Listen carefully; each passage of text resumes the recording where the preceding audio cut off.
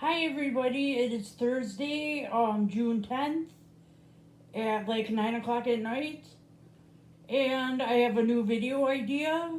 Today I'm going to talk about married life because I was once married in my life. And I'm going to eventually come out with a video about my first love. But today I'll talk about my ex husband and me. So I met my husband when I was a freshman and he was a senior in high school. And we had a lot of mutual friends. He sat at my lunch table, and sometimes outside of school, I would hang out with all our mutual friends and him. And then he graduated, and I didn't think I would ever see him again, cause like just me and him never hung out before. And then in the future, maybe 3 years after he graduated, um, when I was hanging out with our mutual friends, they're like, "Do you want to stop by Dan's house? He's working on his car." And I was like, "Oh, cool. I haven't seen him in a few years." And when he was at his parents' house because he had like a race car he was working on in his garage. And he was like obsessed with working on it during the weekends. And I don't think I was old enough, but we were drinking in there and smoking pot. But those days are over for me. And then it turned out every weekend I would be over there, every weekend, because it's a place for me to hang out. And I found out that he was engaged to a girl who went to my high school, and he had two kids with her.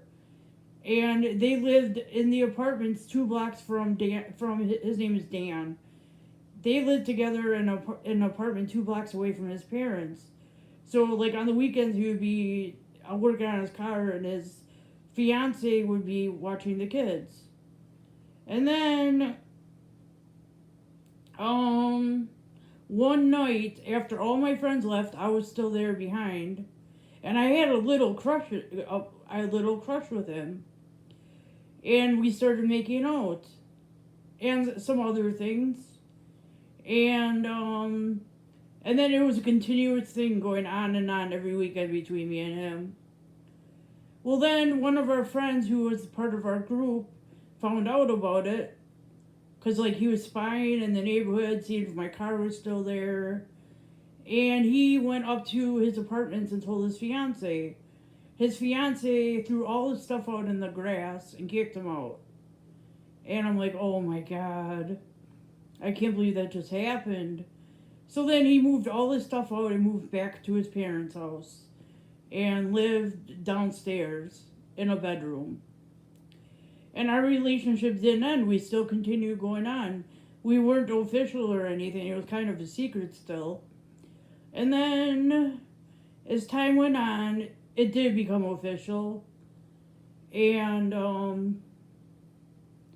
he stopped talking to that guy who told on him. He hated his guts. And I felt madly in love with him. I don't know why, but I did.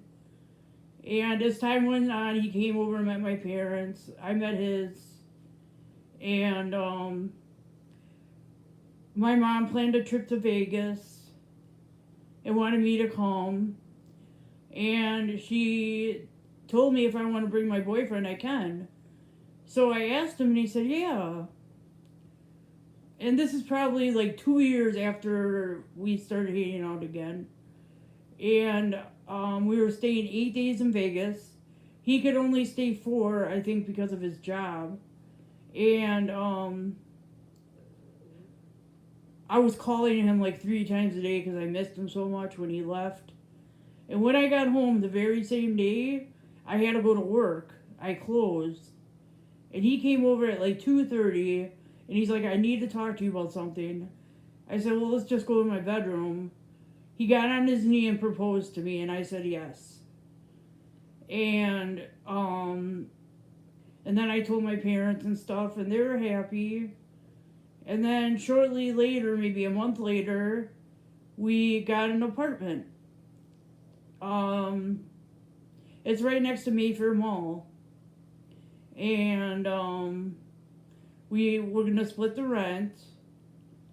And he was working for Time Warner Cable, and he worked for delivering papers for the Journal Sentinel. So he was working full time at Time Warner and like 3 a.m. till 6 a.m. at the Journal. And everything was all good in our relationship. He ended up getting me pregnant, and 5 months and 3 weeks into the pregnancy, I started bleeding all the time. And he said, "Come in the car, we're taking you to the hospital right away." And he put like a plastic bag on the chair so I wouldn't leak everywhere. And then, long story short, I went to the hospital. I had contractions like a normal pregnancy. They hurt so bad. And I gave birth to a baby girl named Angelina, who lived for 20 minutes because her lungs weren't fully developed. And she couldn't breathe on her own. And it was so sad. And I got to hold her all day. And then Dan's mom came and she was holding her. And I hid the pregnancy from my parents, and he called my parents and told them. And he's like, "I don't know why Tammy would hide that from us." I was just scared that they would look down on me because of it, because I was 21. So we moved on from that. And then we decided we were going to get married in Vegas, and there was probably 10 people at the wedding.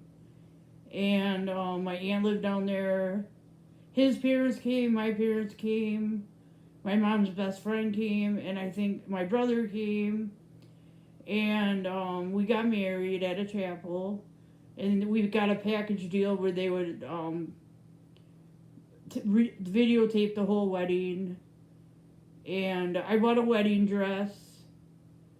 And it was $600. And we got married at Caesar's Palace. And our wedding night was really good. We drank at the bar at our hotel, and my brother joined us. And we had a suite at Caesar's with a jacuzzi, and we soaked in there. It was nice. And then we went home, and we started our married life. Maybe 2 weeks after we got married, and we were at home, he quit his main job at Time Warner Cable, which was this high-paying job, and he was just a paper boy for 3 hours a day at the Journal Sentinel. And I was so pissed, because I'm like, "What are you doing?" He did a 360-degree turn after we got married. He was fine before we got married, completely fine. He treated me well and everything. And then, like, he wouldn't take care of his hygiene. He would only take 1 shower a week. I think it was on Tuesdays.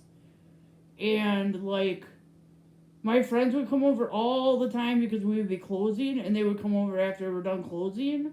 And he would just belittle me in front of all my friends all the time. And do it when they're not around. And my friends would always tell me, "Tammy, you gotta leave him. You can't live your life like this. I can't believe the way he treats you. You don't even do anything to him." And he would call me lazy because I wouldn't help him on his paper route every day. And I'm like, I work 9 hours a day. I was working 2 to close every day. And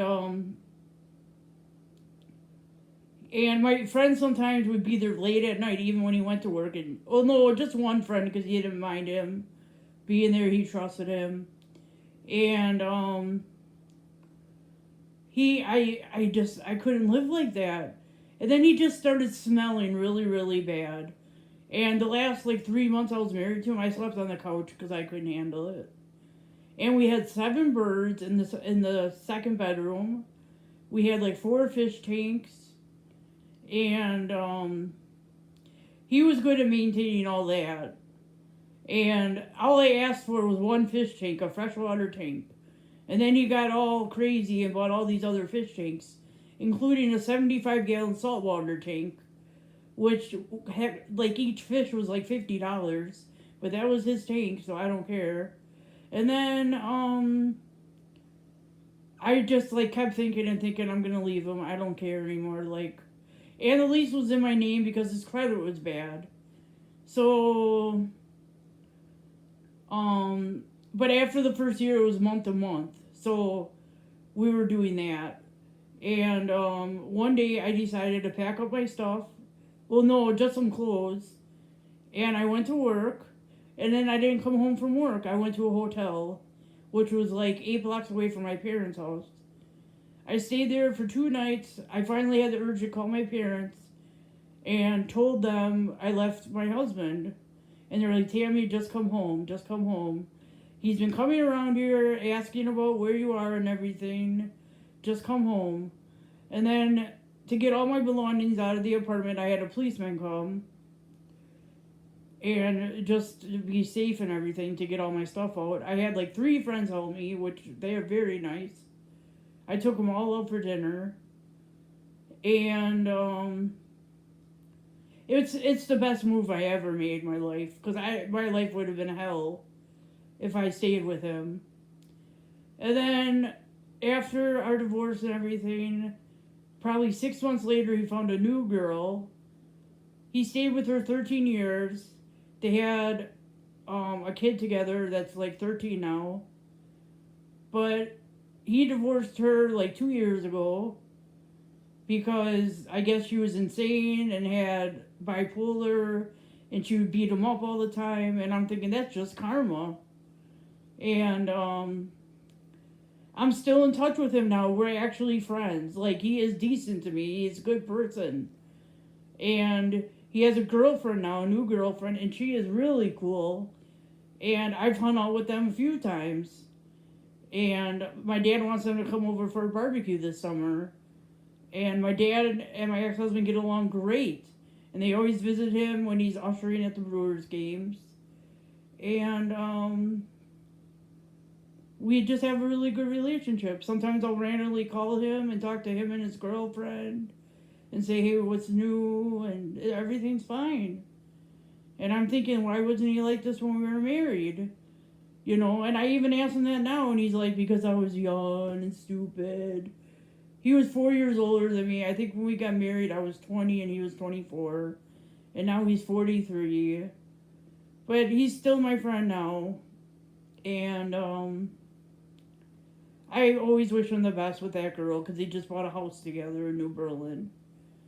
And me, I've been single since him, so probably like 14 years. And I'm fine with single life. I'm so used to it. I'm working on myself right now by like losing weight and you know, just setting my goals and trying to achieve them. And I guess that's it. And in an upcoming video, I'm going to talk about my first love. I talked about him in a previous video, how he taught me how to drive his van. And I can honestly say he was much better than my husband, unfortunately, but he was. He treated me like a queen. So have a good night, guys, and I'll be back soon. Please subscribe. Bye.